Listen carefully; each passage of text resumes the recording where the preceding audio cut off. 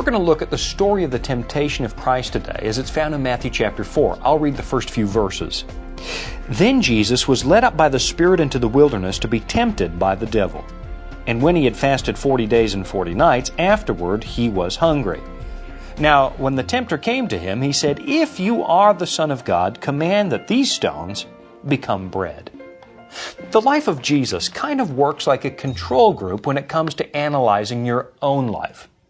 It can be hard to know, for example, if you're actually dealing with temptation correctly, because your mind and your motivations are already corrupted when the tempter shows up.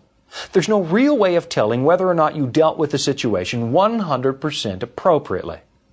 But when you watch Jesus at work, you have someone who was never corrupted. You get a pure case study of how the tempter works and how you should deal with it. So, I want you to notice something really important in this story from Matthew's Gospel. First of all, the first temptation was built around a real, actual need that Jesus had. He was hungry.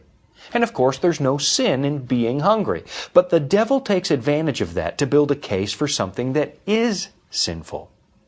If you are the Son of God, he says, why don't you turn these stones into bread?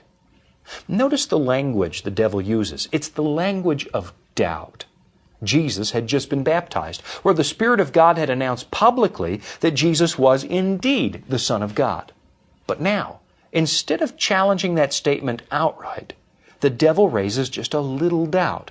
If you are the Son of God, he says. If.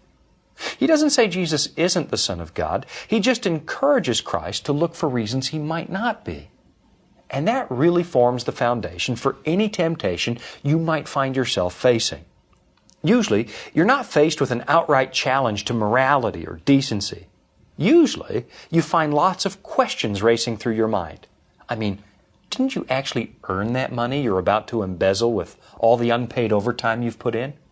And don't you deserve a little more attention from that guy at work? Because after all, your husband is always working and he doesn't show the kind of affection he used to. Do you see it?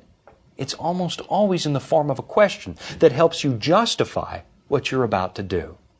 I imagine if Jesus had been interested in entertaining the devil's suggestions, he could have found hundreds of good reasons to turn those stones into bread.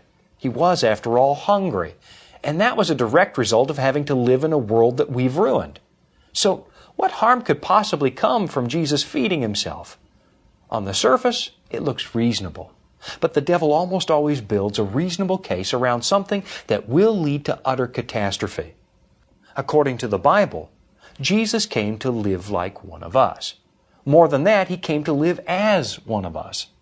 Not once in his ministry did he use his divinity for his own benefit. Not once did he stop setting an example for us by clinging to his Father for hope and support. And to cave in, even once, would have made Jesus something other than what he came to be, our perfect example and our perfect substitute. And of course, Jesus' method of dealing with a perfectly reasonable temptation still gives us the perfect solution for our temptations. In the very next verse, Jesus says something remarkably simple.